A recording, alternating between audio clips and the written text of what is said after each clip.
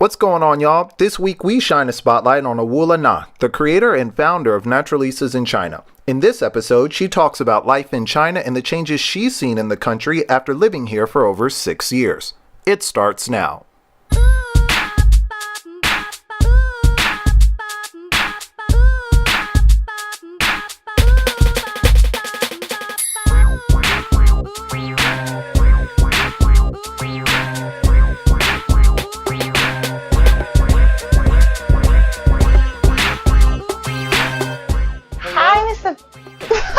Sorry. No, it's all good. It's all good. It's exciting.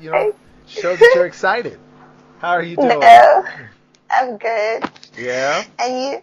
You? I'm doing very good. Enjoying Beijing as it's starting to get a little colder now. Okay. I am feeling a bit cold, but it's all good.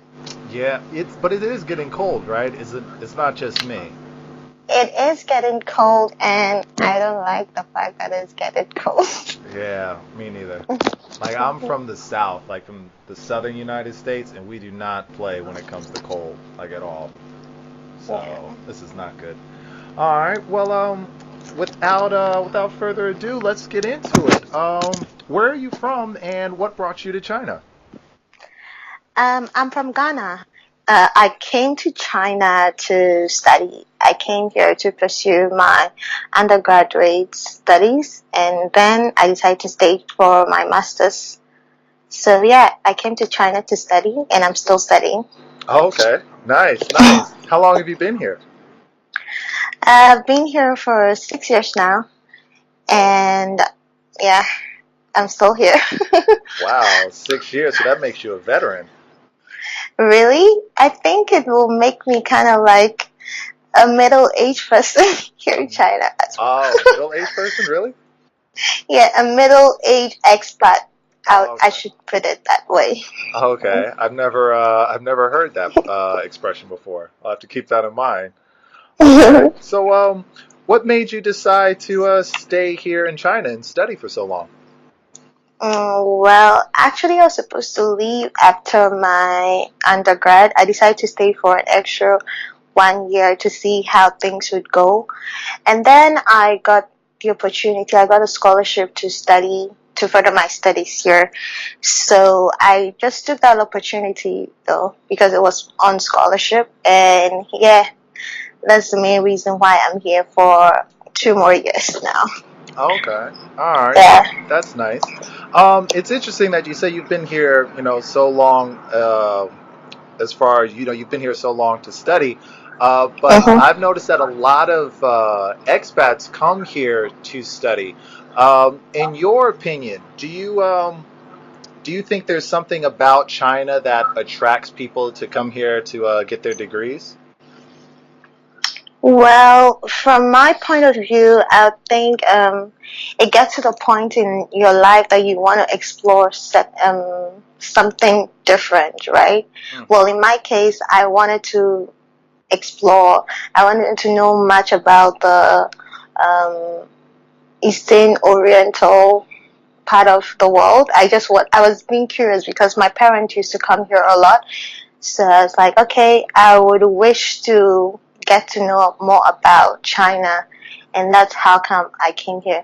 But for others, I've met a lot of people that also share the same point of view as I did back then. So yeah, a greater part of it would be for experiencing the Asian culture and stuff like that.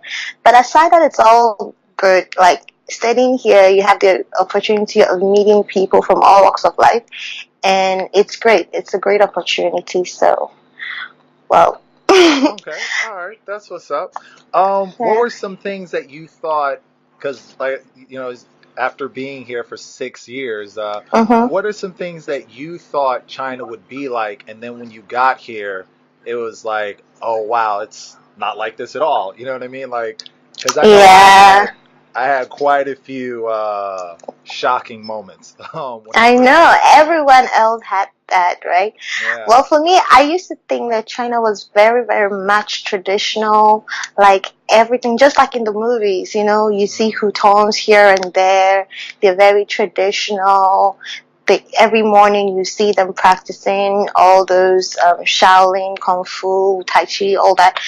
I was like, but it was different to me because whenever my parents get here, they are always talking about how traditional China is, traditional Chinese medicine, Chinese tea, the cheap house, the clothing and all that. I was like, okay, I'm curious to find out about this. hmm But I got here, it was nothing like that. I only get to see those kind of things when I attend my Chinese lessons and then they show us movies on, and I quite remember I asked one of my professors, why don't they have those Tai Chis and Kung Fu? And he was like, no, if you want to see that, you have to go to Henan. That's where the Shaolin Temple is, and you experience that. But mm. yeah, we all went through this culture shock, but we have to adjust though. Okay. All right. All right. What are some ways that you've adjusted to the culture shock? Like, did you, with any, specific techniques? Did you call home a lot? Like, how did you adjust? Well, for me, luckily for me, when I got here, I was in that um, age that I wanted to experience everything, Mm, so it was a bit of an experience for me. I wasn't, I had no expectations. The only expectation I had was to try to see China as a traditional place, but it wasn't like that. And I kind of had this freedom, so I was eager to try whatever that came across my path. So, uh-huh. and I'm not a picky type of person. I eat whatever that you give to me. My mom always says that. So in terms Really? of food, Wait, anything? Like, because yeah, that's a lot of stuff that covers. I know I can eat anything, even snake, rat, whatever. Just name it, I can eat it, Okay. unless the condition is do not tell me what I'm eating. Let me try it out first, and then tell me afterwards. That's me. That is That's very scary. I don't know if you yeah. want to. Yeah, and I've tried so many things that people had to tell me later, and I'm like, okay, yeah, it's fine. So far as I did not react to it, it's all good. Yeah, that's I'm that kind of person. So I'm not picky with food, and I hardly get allergies that come across with food. The only allergy that I would get would be with the weather. In autumn and spring, hmm I get this hay fever, but that's that though. All right. I'll keep. Hmm. That's a very interesting way to adapt. All right, cool, cool. Yeah. Okay. Well, let me ask you this. With a lot of the, with a lot of people coming here to China, maybe because Hmm. of job opportunities, because of studying, like people from all over the world are coming here, and there's, that's a lot of different cultures, coming, into one place. So, how is, your experience here as a black woman and as an African? How do you think that's affected your experience here? Well, I've learned to tolerate people as much as I can, and I believe in giving people the benefit of the doubt that they can change. So I don't let my experiences with people affect me that much. Mm, Well, even though I have had very bad experiences, but I try to move on as much as I can. I'm that kind of a person. But other than that, I try as much as possible to give people the benefit of the doubt that, oh, they can change, they can be better. Do you understand? mhm. So if I realize that this is you are the kind of person, let's say, in terms of a negative person, I try as much as possible to stay away from you. And I really don't like to argue that much. I'm a person that do not um like to fight. No, I really don't know how to fight. Mhm. So if I feel you're going to do something worse, I'll rather stay away and just, you know, be by myself or find another person that can equally do what the other person could have done. So yeah, that's me.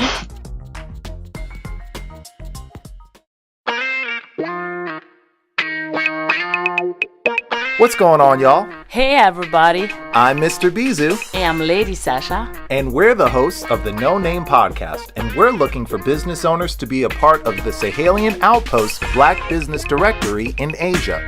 If you or someone you know has started a business here and wants to connect with others and expand, let us know and we will put them on a list with other entrepreneurs making big moves in Asia.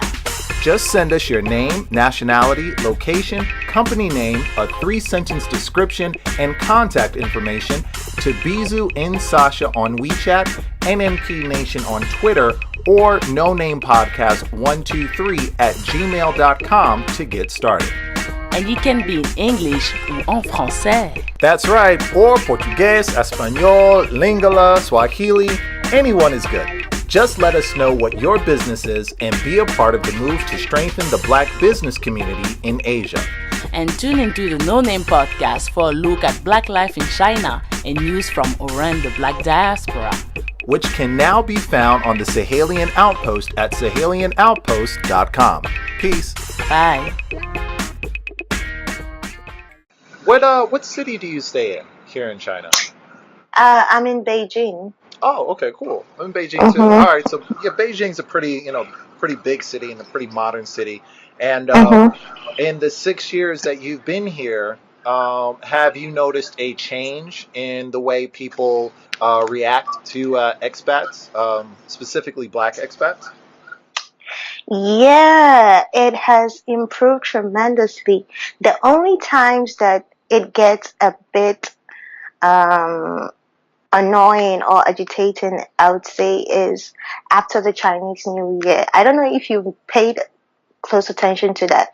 After Chinese New Year, I believe there are a lot of new people that try to move into Beijing, like people from the rural areas or other cities try to move to Beijing. And when these people move to Beijing, they tend to be surprised at the sight of seeing Black people, because I believe, like, in their various cities, they haven't come into contact with Black people.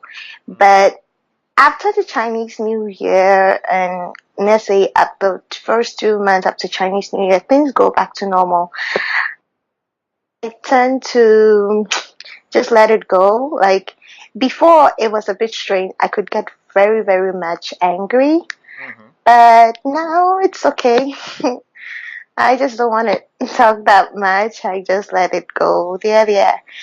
I find it that they're just being tourists and they haven't seen such a person. But it gets very annoying. I must say, it gets very, very annoying that every single time these people try to take pictures and stare at you for no reason, Yeah. It can be annoying. Trust me, I know. Yeah, there have been quite a few times where I've had to swat somebody's hand away and be like, yo, don't touch my hair, man. I just got it. Yeah. I just got out the barber. Don't touch my hair. But yeah, that's definitely a thing. Even with the guys? Yeah, even for guys. Yeah, this is definitely a thing, man. I remember there was where was it? I was on the subway and this guy, he was on his phone and he looked up and he literally stopped what he was doing and he got up and he was like transfixed, like Oh, okay. like I had an arm growing out of my forehead and he was like, oh, I can't believe this, and he tried touching my hair and I was like, hey man, hey, I'm gonna need No, to back up. So I see. yeah, so yeah, I guess it's like what you say is true. It's they've never seen anybody like us before. Well, let me ask you this. Why do you think things are better now than they were 6 years ago?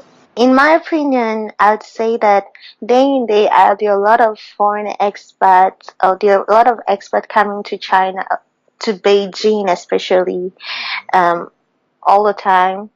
And so they'll get used to. I quite remember 6 years ago, it was hard to find even certain shoe sizes. It was hard to find certain clothes sizes. But now you walk into shops, you walk into some stores, right, to get clothes and stuff. You could find shoe sizes for like big fit people, dress sizes for bigger people, which is not too common, but you could find some sizes that could work. Do you understand? And in terms of convenience, they're trying so hard to make things like dual languages with the Chinese and English. So they're trying to make the city much more convenient. And the people are now learning to accept that there are foreigners coming in that are living with them. So they are much more nicer than 6 years ago when I came in. And the development is like, even if you look back like 2 years ago, you could see that so much has improved. And I always tell my foreign friends that come in the first time, I always tell them that it was worse 6 years ago, you know? Yeah. So. Alright, you're a real trooper. You're a real trooper.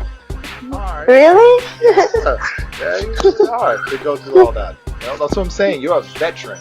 You're an official Chinese veteran.